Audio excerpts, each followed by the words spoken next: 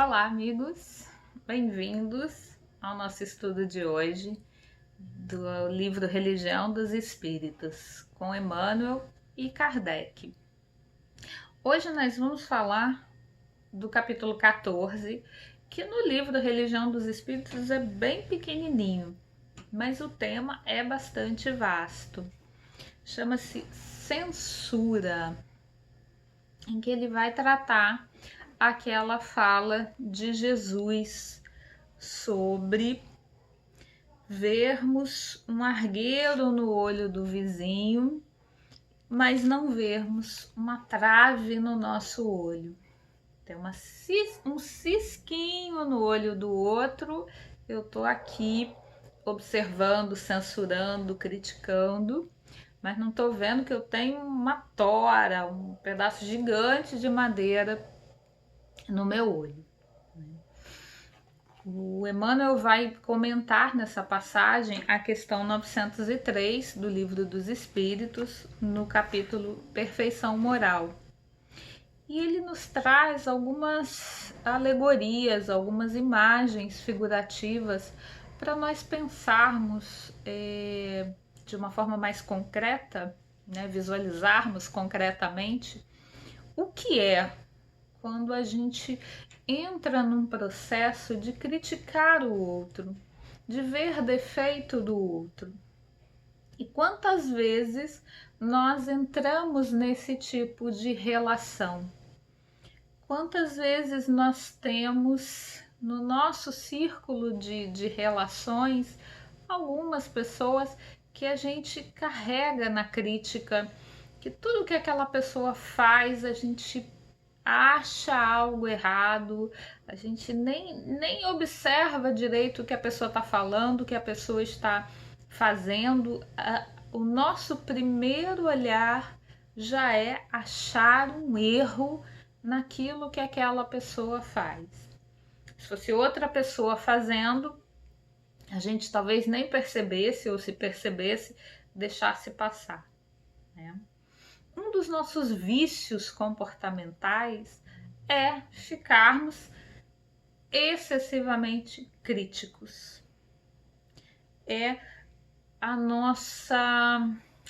nosso azedume, vamos dizer assim, de ficar como que com uma lupa olhando tudo que os outros fazem, tudo que os outros dizem, tudo que os outros não fazem, não falam, e a gente dizendo que tá errado, que tá faltando, que tá incompleto, julgando que a gente faria melhor, mas nem se dispondo a ajudar na maioria das vezes. A gente só fica ali achando um defeito naquele a fazer do outro, né?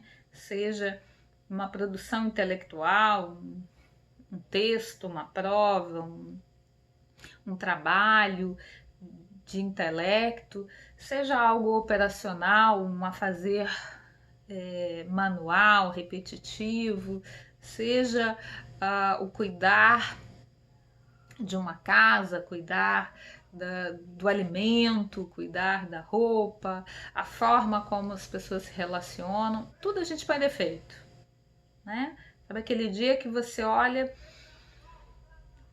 e nada tá bom, né? A gente cai aqui. Como diz Emmanuel, é como se a gente colocasse um veneno, colocasse um componente ali que faz mal, né?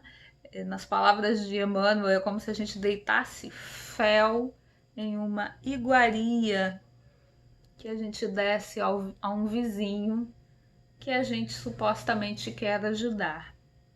E quando a gente entra nessa vibração da crítica, a gente diz assim: não tô falando por mal, tô só querendo ajudar, tô só dizendo, olha, ficou ruim isso aqui, ficou faltando aquilo ali, né? E muitas das vezes a gente diz que a intenção é ajudar, é ensinar, é corrigir, né?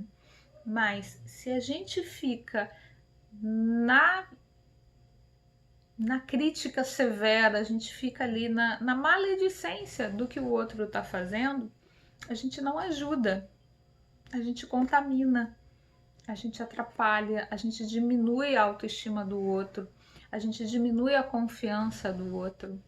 Né? A sua intenção é ensinar, é ajudar ou é diminuir o outro? Ou é implicar com o outro?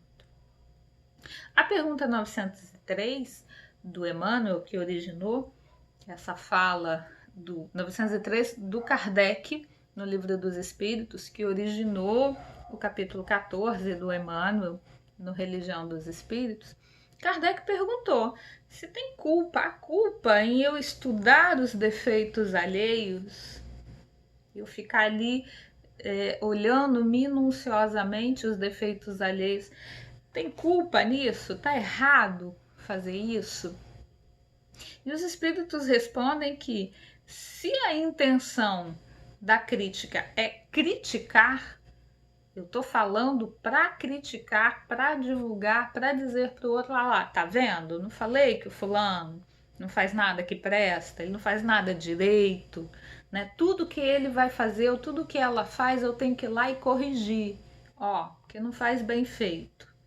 Né? Relações familiares às vezes criam alguns estigmas assim em torno de um familiar, um membro familiar. Né? E quando isso é feito com criança, então, isso é absolutamente danoso.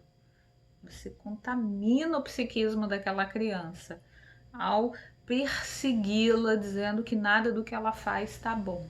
E isso acompanha esse espírito por toda essa encarnação e muitas vezes isso transcende para outras encarnações. O peso da nossa palavra, o peso da nossa crítica é muito grande.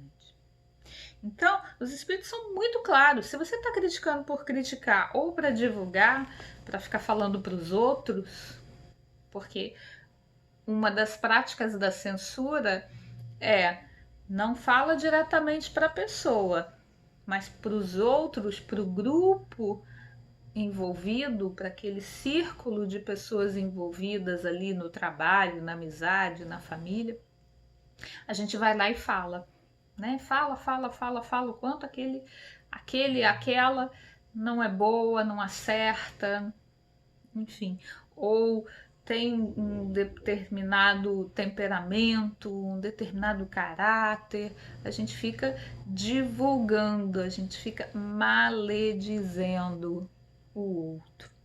Se a gente está fazendo isso, sim, há muita culpa, porque é contrário à caridade. Você está faltando com a caridade. Você não só está deixando de ajudar, porque se você viu algo que é possível ser feito de uma melhor forma, você tem como ajudar para que a pessoa evolua aquilo ali, aquela questão, seja um pensamento, seja uma atitude, seja uma forma de encarar a vida, você tem como ajudar, e aí você está omitindo a ajuda, e você está praticando um mal, porque você está depreciando aquela pessoa. Né? Agora, se a intenção é observar o exemplo do outro para você se aprimorar, por exemplo, se você vê um comportamento em uma pessoa de grande egoísmo, né, num posicionamento, numa situação da vida, alguém do teu círculo de vida se posiciona de uma forma egoísta e aí você olha, observa, estuda aquele comportamento, o que motivou determinado comportamento daquela pessoa e diz: puxa, isso é egoísmo. Não, assim eu não quero ser. Eu tenho alguns exemplos nessa minha vida de pessoas próximas e até pessoas distantes, pessoas públicas, que eu olho o comportamento, paro e penso, não, esse comportamento eu não quero ter, eu não quero ser desse jeito. Mas aí eu não estou criticando o outro, eu estou trazendo para mim. Será que eu tenho esse comportamento? Usei o exemplo do egoísmo, poderia ter usado qualquer exemplo. Né? Que o egoísmo e o orgulho são as chagas da humanidade, né? É ali nossa marca registrada aqui na Terra de imperfeição. Mas poderia ser qualquer outra coisa. Se eu olhei alguém agindo de uma determinada forma, eu poder dizer não, assim não, assim não é para eu me tornar. Mas será que eu já sou, eu ainda sou desse jeito? Porque o que eu observo no outro, muitas vezes, é um espelho de mim. Né? Sempre as outras pessoas à nossa volta são espelhos de nós. Até pela nossa psicosfera, pela afinidade da nossa psicosfera, a gente irradia o tempo inteiro aquilo que nós somos. Não é o que eu quero ser, é o que eu sou. É o que eu trago na minha trajetória espiritual, de sentimentos, de emoções, de escolhas, de predições, de preferências. Tá aqui, impregnado em mim. E tá à minha volta sendo difundido como as ondas dos rádios, enfim, todas as ondas que se proliferam no nosso ambiente, que nós não vemos, mas que se espalham. E por afinidade, eu trago para junto de mim pessoas que têm ressonâncias com esses elementos da minha psicosfera. Então, o conjunto de pessoas com as quais eu topo ao longo da vida, e se você observar bem, você vai ver que alguns blocos de pessoas vão alterando ao longo da vida e outros com as mesmas características vão se repetindo ao longo da vida, de acordo com a sua mudança interna, de acordo com os seus pensamentos, com a sua forma de encarar a vida, com a sua forma de sentir, de se expressar, de se entregar ou não a determinados comportamentos. Então, aquele outro que está ali com um cisquinho no olho na tua frente, ele tem algo a dizer de você. Ah, mas eu não sou mais assim. Talvez você não seja naquele nível. Talvez seja um pouquinho menos, mas ainda há um resquício daquele comportamento em você. Talvez nessa encarnação ou neste momento da encarnação você não esteja exercendo aquele comportamento, mas ainda tem lá na tua essência uma tendência a sim cair ainda na tentação, no hábito antigo, atávico, de se comportar daquele modo, de pensar daquela maneira. E há momentos, como diz Jesus, em que aquele comportamento no outro que nos incomoda, eu tenho é muito mais do que o outro. Em mim está muito mais arraigado, está muito mais sério. E eu tô ali criticando no outro, tá me irritando no outro, porque internamente eu sei que eu preciso lidar com essa questão, mas eu ainda não sei ou eu não quero lidar com ela, então me irrita, me incomoda. Em outros momentos é um exemplo para eu olhar e dizer não. Essa decisão de forma de viver, de encarar a vida, de tratar as pessoas, não é um exemplo que eu quero seguir para minha vida. Né? E aí eu tenho que trazer o exemplo do outro para mim, pesquisar em mim, né? Em proveito próprio, em proveito pessoal, como os benfeitores colocam aqui, estudar em mim as minhas características, as minhas faltas, né? E ser indulgente com o outro. Lembrando lá, o que é caridade, segundo Jesus? A indulgência para com as imperfeições do outro fazem parte da caridade. Entender que o outro é como ele é, Ele está na caminhada evolutiva tanto quanto você. Ele está seguindo o rumo dele para Deus, para o entendimento do bem, do amor, da fraternidade, tanto quanto cada um de nós. Ele não está fora do processo evolutivo, não tem como ninguém estar fora do processo evolutivo. Mesmo aqueles mais cabeça dura, né? Que às vezes a gente fala isso e aí tem alguém ali em casa, que agora não são mais cara a cara com a gente, como era nas casas espíritas, mas aí ouvindo em casa o vídeo diz: ah, você fala isso porque você não conhece aquela pessoinha aqui em casa, aquele ali, aquela lá, tá mudando não, aquilo ali, ó, não muda. Muda sim, todos nós estamos, é a lei natural, é igual a lei da gravidade, você não precisa nem acreditar nela, mas ela está exercendo sobre você a ação dela inexorável. E todas as leis naturais, todas as leis de Deus são inexoráveis. Elas atuam sobre nós. Só que o tempo de Deus na nossa transformação não é o tempo dos relógios aqui da Terra. Não é o tempo da nossa ansiedade. Então, entendermos o passo do outro na caminhada faz parte da caridade. E aí entender o passo do outro não é passar a mão na cabeça. Porque aí, quando a gente deixa de ajudar, a gente deixa de tentar amparar aquela pessoa para se melhorar em determinado comportamento, em determinado campo da vida, a gente está sendo omisso. A gente está deixando de fazer o bem que está ao nosso alcance.